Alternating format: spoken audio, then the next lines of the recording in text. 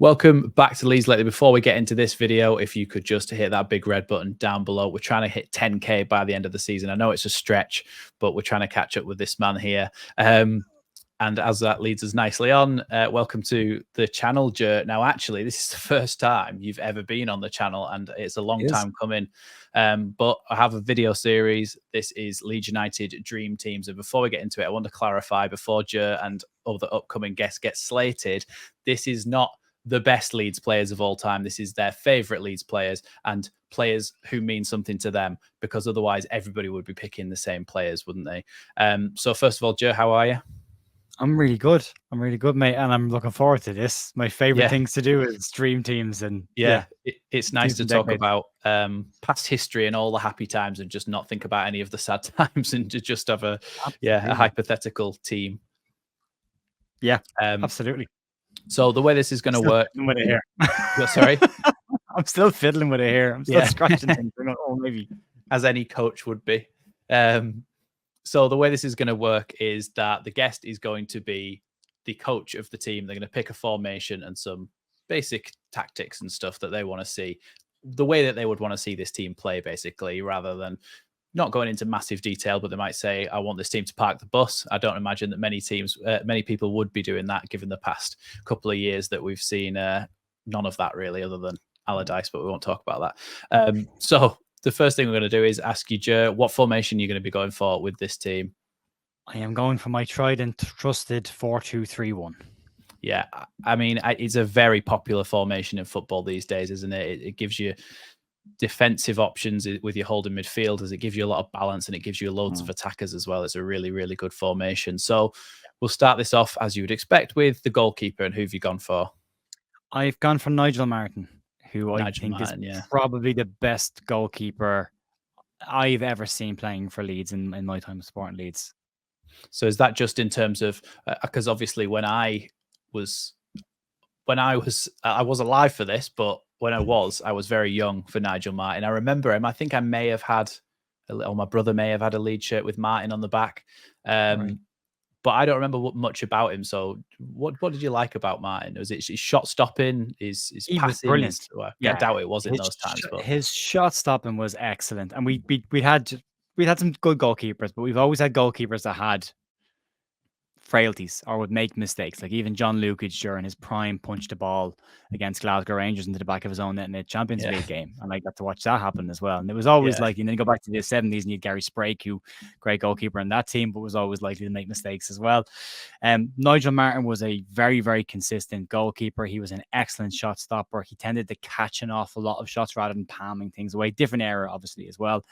Controlled his box very well, was very good at claiming crosses if he needed to, but also just at a time when goalkeepers' distribution wasn't probably needed. It was a case of just pumping up the pitch. He was very, very good with his feet as well. He could pass the ball around as well. So he was a very complete goalkeeper, and won what should have been a more successful time for Leeds than it was, but he deserved an awful lot more from the years he spent at Leeds. Yeah. Well, I think like modern goalkeepers, it's almost like you have to choose between somebody who's going to be really confident claiming crosses and punching and somebody who's really good with their feet. And I think it's nice that back then you had someone who could do everything of that for Leeds. And I remember hearing a lot of stories about how good Nigel Martin was, but I don't really have the memories that you have. And that's why this series will be interesting, because we'll get somebody younger on and they'll only remember like Lockie, for example. He's like me. He only remembers really the League One Championship years, and then now the Premier League years. So the teams will look a lot different. They're different. Yeah. So who are you going for at right back? Gary Kelly has to be. I live in Drogheda in Ireland. Gary Kelly is from Drogheda in Ireland. Is that how you pronounce it? Because I've always thought it was Drogheda. No, it's the GH when you're speaking about Irish places is silent. So even names like Doherty are actually pronounced Doherty.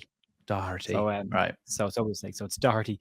Then Drogheda is where I'm from. So that's where Gary is from originally. He was an incredibly good attacking fullback. I remember seeing his debut for Leeds in Ireland. Leeds came over, they used to do a tour in Ireland and played against like League of Ireland 11s or Shelbourne. And there was a young kid wearing number 22 with no name on the back of it, togged out for Leeds against a League of Ireland select team. And took us a while to figure out who was this kid at right back, and it turns out it was a local Irish lad called Gary Kelly, who used to be a striker and is underage in the underage teams in Leeds. And I think it wasn't Graham who was who turned it in. Maybe it was Wilkinson turned him into a fullback instead of I didn't know that actually. I thought he'd always been a fullback. No, he was a striker for most of his youth career. Yeah, and then he was switched to a right back, and then he became brilliant. He's just an excellent right back. And I remember at the time, Ryan Giggs at Manchester United was one of the best, well, seen as one of the best players in the league. Although he couldn't cross the ball to save his life, but he was very, very good at running at people. And he never got any joy out of Gary Kelly. Gary Kelly had him in his pocket nearly every time he played against him. He was a joy to watch. And he loved winding up opponents as well. And he loved winding up managers. He a couple of incidents with Kevin Blackwell when he was in charge of winding Blackwell up as well. So a bit of a wind-up merchant as well. But he's brilliant. And he still supports these. He still goes to games. I've seen him on a flight over, and he still talks to fans. I've met the guy once. I used to work in a GameStop store, and he was buying stuff for a charity that he has here. And one of my staff at the time was serving him, and his card was declined. But I was at the other end of the store selling a PlayStation or something at the time. And the guy shouted across the door to me, "This card's been declined." And I was like, "Try it again." And he's like, "But it's been declined." Like, "Try it again." I'm pretty sure he's okay for it, the peak of his career. So I never got to actually, because of the embarrassment of the situation, I never got to speak to him. So I never actually got to formally meet Gary Kelly. I've been very close to him a couple of times, but never spoke to him. But I absolutely loved him as a young fella growing up. And one of the standout. It's nice to have somebody who's a bit of a personality on and off the pitch as well, and somebody who's a bit of a wind-up merchant, a bit like how people have loved Clicky in recent years, where people are just a bit of a wind-up merchant, and you're like, do you know what? Yeah, he's got a bit about him. I think they get on very well, actually. Yeah, a lot of similarities there. A lot of very good going forward, very good end product, very good with the ball at his feet, and very good one-on-one defensively as well. But probably one of the best right backs we've had ever, I would say. And he followed on after he replaced Mel Sterland, who was an incredibly good right back for Leeds during Wilkinson's era. Yeah, I think there's like almost a running theme already here is with the fullback and the goalkeeper, is that nowadays you have to choose between a really defensive fullback and a really attacking fullback, whereas, like you say, back then you did have more players who could do both. Like you had Ash. I remember you talking about Ryan Giggs being able to deal. Other way around, Gary Kelly being able to deal with Ryan Giggs, and it was that's always the story told about Ashley Cole, isn't it? That Ronaldo always said that he was his most difficult opponent, but he was rapid and he could get up and down the pitch as well. So it's almost like we've regressed a little bit in terms of having complete footballers in positions who can do every aspect of the job. But yeah, nice to see. Sam Byram is probably the closest we have to it right now. Sam Byram's 1v1 stats are very good, and obviously he does support getting forward as well. You know, so there's still a couple of them around. But yeah, you're dead right. Same with the goalkeeper. You either want the ball playing player or you wanted a saving or blocking player, but you don't get both. But yeah, there's still a handful of them around. But yeah, it's a different breed now. Yeah. So moving on to the centre backs then. Should we talk about both of them at once? Left and right centre back. Who have you picked? So in the interest of this being also my favorite players, some of these players are the best I've seen, and some of them are just my childhood favorite players growing up watching. So starting off with one is Lucas Radebe, who will always be, for me, my favorite captain at Leeds United. While I've been the chief, absolutely. Everything about him I loved. I loved the fact that he was an excellent goalkeeper for Leeds, as well as a centre back, and played against Scum and Goal. And did really well with it as well. I like the fact that when he first came into Leeds with Phil Mazinga was the star, and Lucas he was struggled to get buy one get one free, wasn't he? He kind of came with him as his mate to keep him happy, make sure he settled in the area. But he over the years he just stuck it out. And I mean, I think in modern days, if he came in now, he'd probably have left after a year because it wouldn't have worked out. But he stuck at it and just became an absolute stalwart for Leeds, and the focal point from how good that defensive team was under George Graham, and then under David O'Leary, the Champions League era as well with him there. That was the era where we were very much 1-0s and low scoring games, wasn't it? And we were a really tight team, and people said that we weren't great to watch, but we were so solid as a team. Yeah. There was a transition there. It was when George Graham took over the team, he did exactly what he did at Arsenal. He made it about, just keeping clean sheets and nicking the odd goal. Yeah. But then when David O'Leary took over, he kind of added more forward impetus to it and what kind of football we played, the style of football we played. And we played some lovely football under O'Leary as well. It was a great team to watch playing. Really was a great team to watch. But it's a shame. And again, in modern times, if you think about it, one team qualified for the Champions League and we finished second and missed out, and then because of that we ended up having to default on loans and relegation. I think now just 4 teams getting into the Champions League and Europe and everything else has plenty and there's of money. even a conference league and everything that you'd get a bit of extra money for that.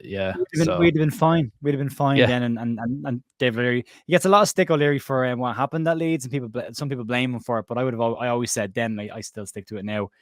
Managers are always going to ask for players. It's up to the owner or the chairman to say yes or no. And if you're being told you can have that player, you're not going to say no, are you? Because you're not going to think that the ownership's going to hedge all their bets, basically. Can I have Robbie Keane, Mark Viduka, and Robbie Fowler? Yeah. Okay. Great. Yeah. We should have said no. We did. But yeah, so Lucas Radebe, the first one. Yeah. And then the left centre back. Is Robert Molyneux. Okay. This is one I've not heard anywhere near as much about in my sort of You won't have. Years he alive. didn't have a huge length of time at Leeds, but he came in from Volendam. I think it was Volendam. I could be wrong. From Holland.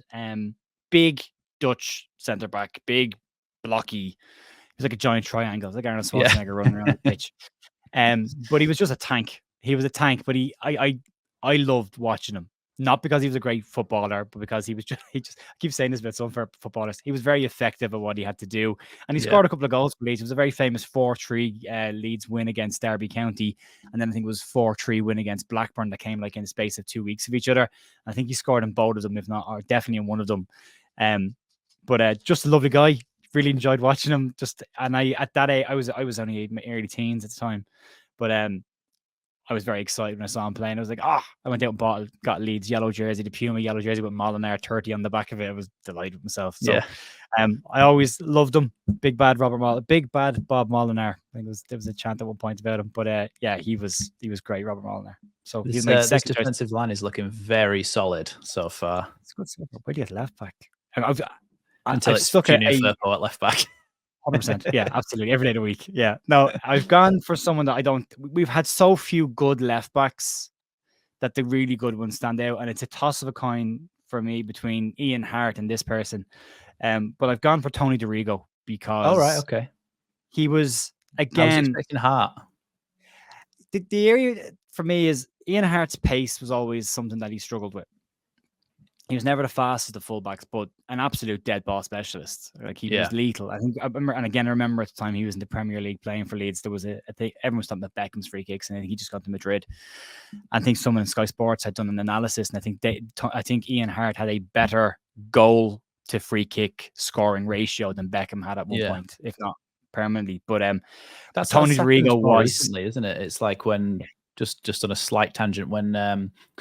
Ronaldo went to Juventus and he came in and started taking the free kick straight away. And his free kick percentage of scoring them was so much lower than Pjanic. Miralem Pjanic was scoring them much more regularly. And he came in and took him just because of who he was. And everyone's talking about how good Ronaldo is at free kicks. He's actually not that great. This is a lot. Same with Beckham was good at free kicks, but sometimes players go under the radar a little bit.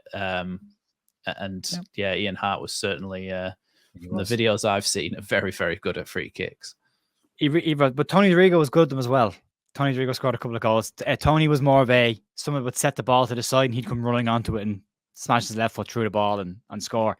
Got a couple of few goals for Leeds as well. Tony DeRigo, he was very, very good. Again, going forward, he was brilliant. But again, he was in a Leeds team of an era where we won stuff. So obviously he was part of the league winning team as well under Howard Wilkinson. It was a really good side to be in that team. But he had longevity as well. He went through David O'Leary's era. He went into the next. I'm trying to think who replaced O'Leary. But yeah, we lost him. I think we got relegated then, or just before, a couple of years before we got relegated. But he was brilliant for Leeds. He's obviously still involved with Leeds now, which is great to see. But a very, very good left back and a very solid defender. More important. Yes, and that completes the defensive unit being very, very solid and takes us nicely on to the holding midfielders. So we'll go for the right-hand side first. Who have you got in there? Well, I'm going for 2 holding midfielders, 2 defensive midfielders. I'm going with Billy Bermner on the right-hand side. Now, obviously, Billy was before my time. Yeah. But I saw an awful lot of Billy growing up because my dad was a Leeds fan. He was a Leeds fan because of the Leeds team that was out in the 60s and 70s. He grew up listening to them on the radio. Same as my dad. So... Yeah, that's how we were all Leeds fans. It was given to us, and we're stuck with it now. Can't do anything about it. So I got Billy Bremner, just icon, legend of the club, probably one of the best midfielders we ever had, tough as nails. And I want players in there that are going to break up the game and can sit and defend and help the back four, because the front four is going to be exciting. So I want out and out defenders. So Billy, just from being an absolute legend of a captain, a winner, and a hard as nails player to have in the middle of the park. Tough tackling, battling, leadership, all the things you want in a captain. Is that who would captain the side before we get into everybody else? There's a couple in here. There's a few. There's a few, isn't it? Rigo was captain for there's a few in here, but wait till the end. We can figure it out. Okay. We'll reveal that at the end. Okay, so who's your left-hand side holding midfielder? Again, one of my favorite players of an era that wasn't overly successful for Leeds, but it's Rudy Austin, or Rudolph Austin. Okay, I just loved him. I just loved the guy. I got 3 or 4 shirts with his name on them. I just absolutely loved the guy. I thought this might be. I actually mentioned it before we started recording, didn't I? I said I was always going to because this is your favorite and not just necessarily the best. If you pick somebody like Rudy Austin, because you mentioned it on your podcast the other week. By the way, check out Joe's podcast. It's great because I'm on it every week. But yes, Rudy Austin. Yeah, because Rudy had this real kind of, I won't say so much. I'm trying to struggle for the word here. There was no ego with the player at all. None. Yeah. He was very modest, very down to earth kind of player. I remember Leeds gave him the captain's armband, and then we lost a couple of games, and he handed it back to the club because he felt personally responsible that we weren't getting results, so we should have taken off him. And ironically, he was one of the few players at that time who was actually putting in a shift for Leeds on a regular basis. You know, he said that he couldn't score, he didn't score goals, and he didn't motivate the team. And he scored he scored a lot of goals for Leeds, and some really, really good. I remember kind of a volley from the right hand side of the penalty area in front of the south stand. Kind of a volley that just dipped up over the goalkeeper's head out of nowhere. Great goal. He celebrated really wallop a football, couldn't he? He could really wallop a football. And he could move. Like, he could cover ground on a pitch. He was the EFL Yaya Toure, wasn't he? The way he moved, the way he ran through people. He could just, when he put the burners on, he could go through people. But there was I remember watching the video when we signed him, playing for other teams he played for, and he's just tearing around the park throwing slide tackles, and I loved that about him. I loved the goals that he got as well, but also he it was a bad time for Leeds. Like, it wasn't a great time for Leeds, but he gave us something that I enjoyed watching him playing. I loved seeing him playing. I loved listening to him talking as well. But it was a shame for me that he left the club when he did, because I thought he had a longer future at Leeds. He could have done a couple of more years at Leeds before he moved on. And I think he would have gone into better teams under better managers at that period of time, and actually probably would have helped Leeds as well. But it's like you celebrations. Said the other week, isn't it? Imagine him under Bielsa as well. Oh, just because I think he would have been obviously he would have been a lot older, but in terms of the kind of player profile Bielsa likes, in terms of the work rate that he would get through, the running stats that he would put up on just great. Loved him. Yes. Oh, and famously, he picked up an injury in a game. I think Warnock was in charge, and he was ruled out for 8 months with this injury. And 4 weeks later, he made his comeback and started for Leeds United. And you're like, that's how tough this guy was. He was out for 8 months, back in 4 weeks. So he was an absolute unit, wasn't he? He really was. He was a beast. He was called the Beast. I think the nickname was the Beast. Yeah, he was cracking player. Love him. Right, so now we move on to the exciting attacking selection. Which side do you want to go for first, left or right? Well, I'm taking some liberties with one of the positions. Cross over. They can slightly. You're the manager, so you can reinvent a player if you need to. Well, I'm going for a younger version of this player, so I'm going for a young John Giles on the 3 behind the 1, but more of a compact kind of 310s more so than wide players. That makes sense. Yeah, okay. Right. So I got John Giles. Love him. I've met him a couple of times. I've got a photograph actually on the wall of him and Paul Rainey there as well. I've met him a few times. Lovely guy. Really enjoy listening to his stories that he tells about Leeds. He's very black and white about things as well. It's direct and it's down the middle. And I'm very much a fan of that style of dealing with things. So, beautiful footballer. Absolutely beautiful footballer.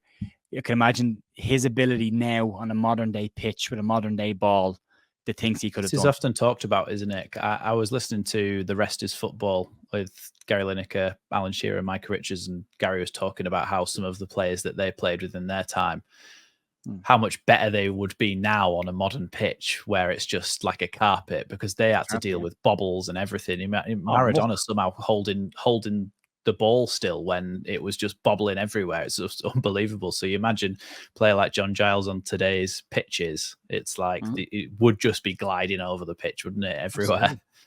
And just the stuff he could do. I mean, he one of his regrets, he said, in his career was what Leeds did to Southampton. If you've ever seen that game, if you have not seen that game, you should watch that game. It's on YouTube. You can find the clips.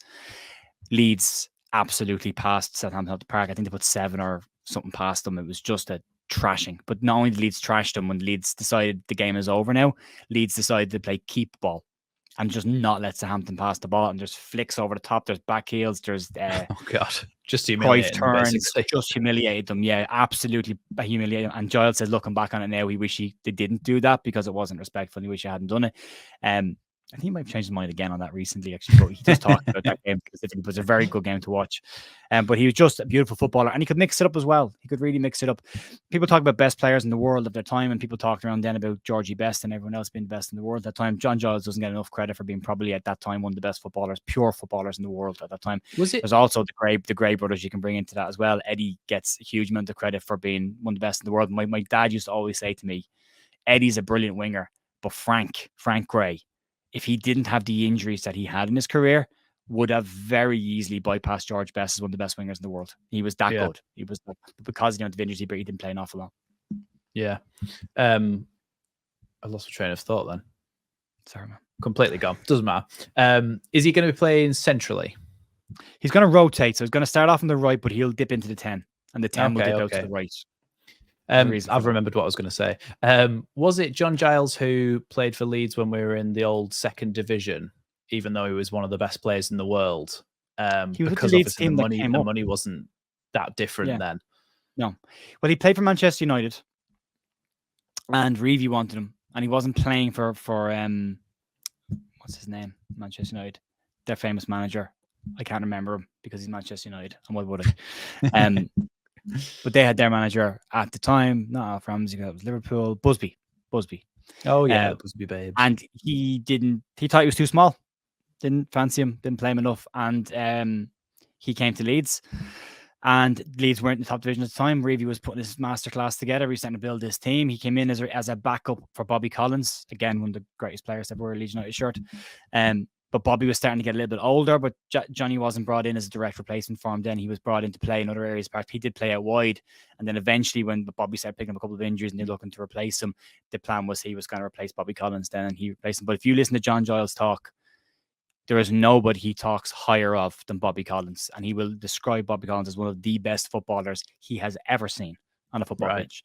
He talks that highly of him. And if you think about John Giles as a player talking about somebody else like that, that's very high praise. Exactly, right? So John Giles, love him. Obviously, he's Irish as well, but he should have managed Leeds. He was supposed to manage Leeds after Don Reevy, when he left Leeds, recommended John Giles to replace him as the manager. The board decided to go for Clough, and then everything that happened there happened, and Giles eventually went off to West Brom. But it was a real shame because he wanted that job, and he would have been very good at it as well. So, a shame, but absolute living legend. Who's next in your attacking line? In the 10, I've gone for Pablo. Okay. So I've got Pablo Hernandez, who can also play in the wing. So that's why him and Giles can swap over. Just from a modern era perspective, probably one of the players that gave us the most joy during relatively bad times at Leeds. From when he came in with Gary Monk. We give Gary Monk an awful lot of stick, but I think we should be very grateful for that partnership because they were mates, and that was why he came back to England from being over. He managed him at Swansea, didn't he? Oh no, he played with him at Swansea. Played with him. They were friends, So that was half part of the reason why we got him back. We got him. So, Hernandez, just again from getting bums off of seats, giving us moments of excitement. And I keep talking about it. When I did get over to see Leeds in the promotion season, he scored in the game, and I've never seen Ellen Road ever like it when that goal went in. It was something else. He just had that, like you say, the ability to get people to go, oh. And he always delivered. And it was like the amount in the promotion season, the amount of times he managed to get us over the line in games is just ridiculous. And the more years go by, the more people I think will look back and go, how did he always just deliver in those games? And he just, the ball at his feet, he was so good. Ability to pick a pass, the ability to nutmeg someone, the ability to just A do mermaid. something, and his shooting and his passing and his dribbling were all just as good as each other. And we were so lucky to have him at the time we did in the Championship, and just to bring him on and just be like a cheat code late in those games, because he obviously was towards the tail end of his career and maybe wasn't quite fit enough to play a full 90 minutes in a Bielsa system, but boy, did he do well when he came on. He's exactly what I've been talking about recently when I'm saying the lack of a natural number 10 that Leeds have right now, what we're missing in that. And if you look at what Pablo could do for Leeds in a game where it was a bit crappy or a bit sticky and a bit compact, Pablo come on, and as the saying goes, could make a mermaid, and then pull a rabbit out of a hat, and all of a sudden Leeds are in the back of the balls in the back, and then Leeds are winning games. So he was just a genius, absolute wizard. Almago was very well nicknamed. So yeah, I love him, delight, and he's in the team. Yeah, absolutely. On the left-hand side, it's Gary Speed. Has to be Gary Speed. I'd have a team with Gary Speed in it. Speedo, loved him, met him once. I was a very small child. And again, they were over for a trip in Ireland, and I wanted his autograph, and I couldn't get it. So while they were warming up, I snuck under the barrier, and I made a beeline across Talca Park in Dublin to get to him. And I didn't get to him. I got to Gordon Strachan first, and I asked for an autograph, and Strachan said no, because they were told not to give autographs to kids that ran on the park. And I went, and there was a couple of stewards running towards me. I suppose it's encouraging it, isn't it, then? So, he said no, and I could see the stewards coming at me. So I said, I'm going to keep running. So I ran towards Gary McAllister. And then Gary said no, and that hurt because I idolized Gary McAllister. And he said no. And I was like, well, and I just turned around, and Gary Speed was there, and Gary Speed put his arm around me in the middle of the circle and went, come with me. And I went, okay. And I kind of walked over, and I gave him my little autograph book, and I had a pen, and he had the pen in his mouth, and he said something to me, and I went, yeah. And he goes, you don't know. And I went, yeah. And he goes, take the pen out of my mouth. And I went, oh, okay, yeah, sorry. He had his hands full, and he had the pen in his mouth, and he was looking to take the lid off the pen. I was just starstruck. So he signed my autograph book for me, and then when the stewards came over, he walked me back over to my dad and put me back under the barrier, and it was lovely. But great just footballer. Shows the measure of the man. Just lovely man, but great footballer as well. Did an awful lot for Leeds. Again, a lot of big moments for Leeds. We're talking about big game players, huge game player for Leeds at times. Scored some great goals with his head, brilliant in the air, outstanding in the air, really good on the deck. Wand of a left foot. And I really shame what happened, because he was going to be an amazing coach and manager as well. Tragic. So rest in peace, Gary Speed. But yeah, he would always make my dream 11. Yeah, and it just shows as well, wherever he went, that people loved him, because I remember I went to Newcastle away, the game where we drew 1-1. I think it was a game where Bamford got injured a couple of seasons ago. And that was when it was the anniversary of Gary Speed's untimely passing. And it just started ringing out around the stadium, oh, Gary. And I must have been 5 or 6, maybe even 10 games that season, that chant rang out around Ellen Road. And obviously the Newcastle fans were all joining in that first time as well. And it was just a lovely moment. You could see how much people still care and still love Gary Speed. Obviously the square ball did the 92-mile walk a couple of times for a great cause. So it's really sad what happened to him, but what a fantastic footballer, and what seems like a lovely bloke as well. I really hope the square ball keep doing that as an annual tradition, because I think it's a lovely tradition. People talk an awful lot about retiring jerseys and that, and one of the only ones over the years that I've ever thought should have been retired was Speed's jersey. But I get that he left the club and went off to other clubs as well, so there's that kind of thing there. But I mean, we haven't had many great number 11s. It's like right now, I don't think Jack Harrison wore. I don't think anybody's wearing it right now. So, I would have always, that was the tribute I would have liked to see them is a shirt retired for Gary Speed. But in the absence of that, the square ball doing that annual charity walk, it's really good as well for men's mental health as well, which is massively important. So there's a lot of really good reasons for doing it. I really hope they keep doing it as an annual thing. Yeah, fantastic. And then the last position, then the striker, your position when you played. Although you did play a little bit of centre back as well, didn't you? But your I got old position. I got sent back there when I was old. I couldn't run anymore. It's a funny one, because we've had a lot of really good strikers, a lot of strikers over the years that I really liked. Mark Viduka stands out as probably one of the best we ever had. Funnily enough, Mark Viduka to mind. But he was never one of my favorite players. I remember at the time, you look back on things with rose tinted glasses, and like, he was brilliant for Leeds, and everything he did for Leeds, the goals he scored. but he wasn't without his issues. Like, he was a historically lazy footballer. Like, he was never really ever in shape. You know, he was, but He was just a knew where the big back end of the unit, goal was. wasn't he? Who didn't exactly run around a lot. Didn't need to. He was smart enough to know where the ball was going to drop. But there was a lot of choice there. There's obviously the players. John, I got back to Sniffer Clark and the 70s team. You can go with Robbie Keane. You could go with, again, from an Irish perspective, go Jimmy Floyd Hasselbank. There's tons. There's loads. But I've gone for Tony Yeboah. Okay. Because, again, I was at an age where I was pretty, I suppose, it could be easily influenced by certain types of footballers. And when he came over, I was excited we were signing a Ghanaian. Like, oh, we're signing a Ghanaian. Yeah. It's exotic. You know, how many Ghanaians? This is interesting. And then he did what he did. The wonder goal against Liverpool, which I didn't get to enjoy because a friend of mine who might watch this, called Garrett Holohan, knocked on my front door, and we had recorded the game on video back in the day. And myself and my dad hadn't watched it yet. We didn't know the score because, again, there was no mobile phone, so we could avoid the score. And we were just sitting down to knock it. Even one of my brother's best mates, and he knocked on the door, and I opened the door and I went, "Don't tell me the score. I don't know." And he goes, "Okay, but Yeboah scores a great goal." And I went, oh. And then when the goal was scored, you're like, "Yeah, that's a great goal." But you couldn't really enjoy it at the time because you knew it was coming. But then he does it again against Wimbledon, did it against West Ham. Was that 95? Monaco. I could have been 95. I would have been 14 at that time then. Yeah. I'd have been -2, so I don't remember that one. Yeah, I was 14. So that's about right. It's about right. But then he went off to play against Monaco and scored an incredible hat-trick in that game. It was a perfect hat-trick. Left foot, right foot, header, I think. Left foot, right foot. You don't see many perfect hat-tricks, do you?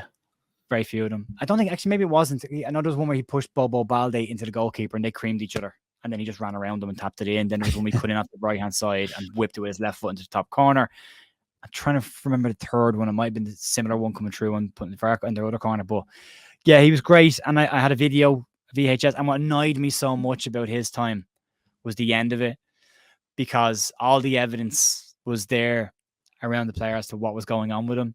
In his VHS tape that Leeds produced for him, he's interviewed in it, and in it he said, "I'm the kind of player who doesn't look like I train well, or I try in training, but I do. But I just don't look like it. But I'm very much more focused on the matches." And then George Graham took over Leeds. And the first thing he did was get rid of Yeboah, because, and in the interview that George Graham did, he said, "I need players that are going to put in 100% all the time. He doesn't put in training." And you're like, "Oh, but he said watch the video, because in the video he says this." And I was disgusted when he left. That's the thing, though, isn't it, for certain players? I know people have talked about Carlos Tevez, who was an absolute animal on a Saturday, but people said he was terrible in training. He was awful. He couldn't hit a barn door with a banjo, and yet on a Saturday just turns it on. Paul Reaney, I did a stadium tour years ago with my dad when he was sick. I brought him for the VIP stadium tour, and in it we met Paul Reaney. My dad was outside. I managed to lie a bit when I got there and elbow my way into the thing. And we got onto the corporate sponsors tour, even though we shouldn't have been on it. Yeah. Which meant we got to go to Cellino's office, and then his balcony looked out over the ground where Bates used to sit as well.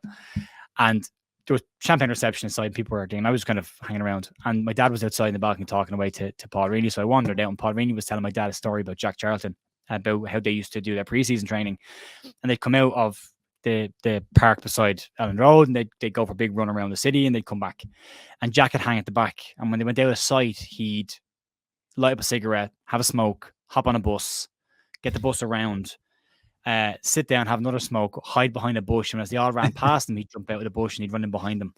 And that was one of Leeds' best players that Leeds had at that time. Jack Charlton was an incredible player.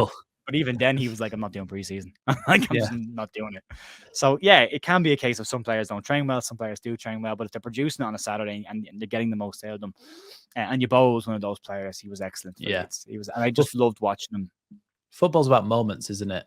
And when someone provides you with the type of moments, and he wasn't here a long time, was he? Was he here 2 years? No, 2 years. Something like that? Seasons, and so he didn't stay for the longest time. He wasn't a complete club man, but when he did deliver, it was they were always good goals, weren't they? And like I said, football's about moments, so they're the things you remember, not 100 tap-ins from another striker.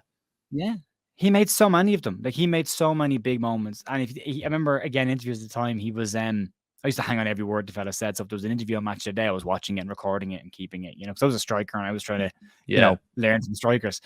But he used to always say, I'm not a great goal scorer, but I am a scorer of great goals. Yeah. Yeah. But he scored every week. I think he got 12 or 13 goals in his first season. I mean, his first goal for Leeds was against Manchester United, which, talk about endearing yourself to the fans. And it was a horrible goal. Instantly. He nearly missed. He kind of topped it and it rolled over the line. And then the following year, he dinked Schmeichel, much better when he dinked Schmeichel.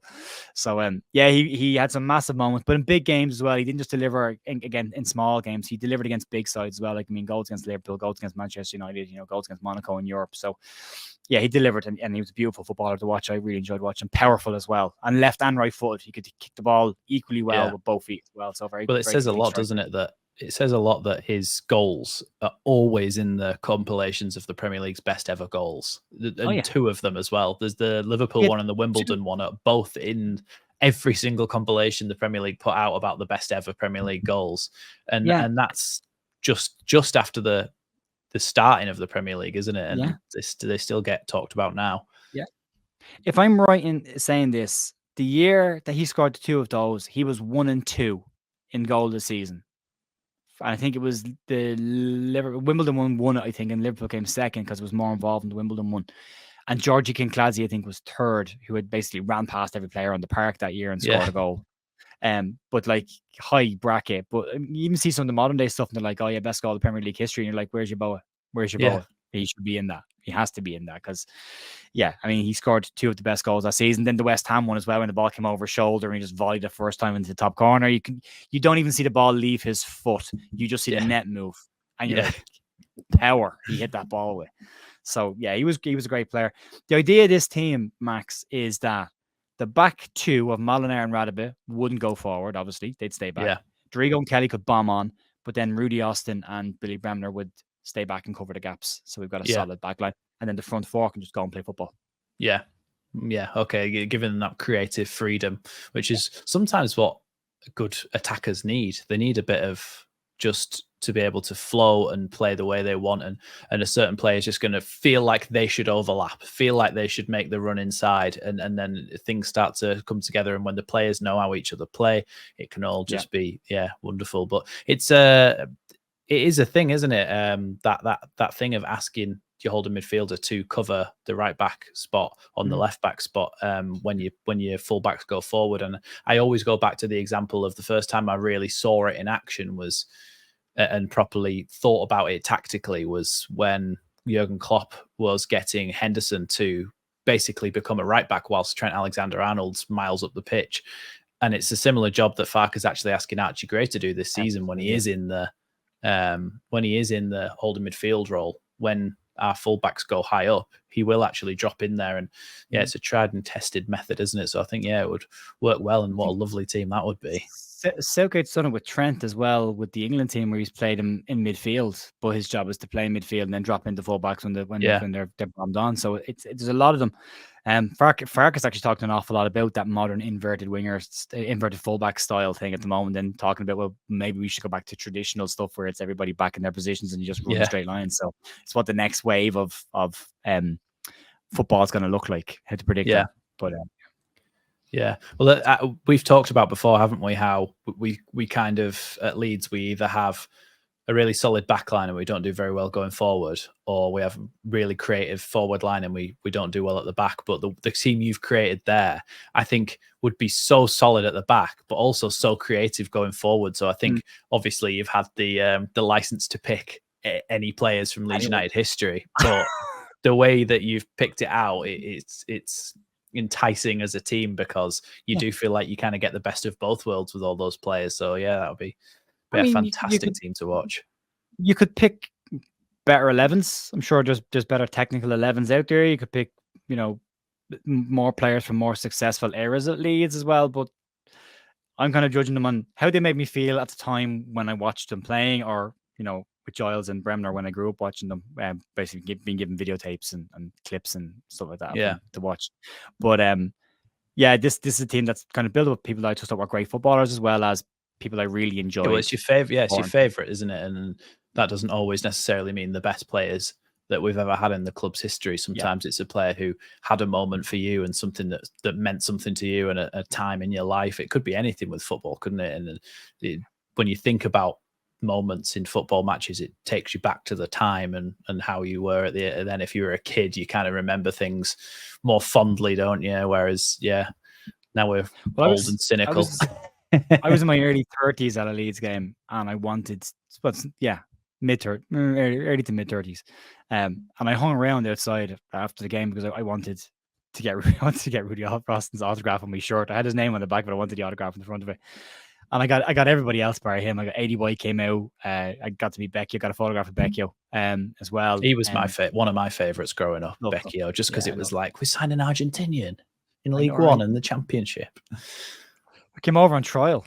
For a trial and got signed. So, but I never got Rudy. And it was always like, if I could ever interview one Leeds ex-player, or if I could meet an ex-Leeds player, I'd love to meet and talk to Rudy Austin, because he's had a really interesting career as well. But very good for Jamaica as well. But one of the few Jamaicans that played for Leeds. It's the only one. Yeah, it must be, I think, the only one. But well, that's a fantastic team, Joe. And hasn't it just been nice to just reminisce and talk about nice football, nice footballing moments and times and players that you loved watching, and imagining how they'd all play together. Yeah, that's absolutely fantastic.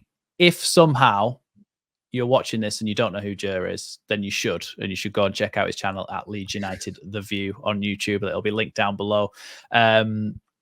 But he's got a podcast that I'm on, like I mentioned before, and he uploads daily Leeds news and stuff as well all the time. Often appears on Just Joe Football Show as well. So you'll see Joe all around. Thanks so much for joining me, Joe. I've really enjoyed that. It's been a nice, happy chat after what was a horrible game midweek. Let's thanks for having me. Appreciate it. And thanks for watching, everybody. See you next time.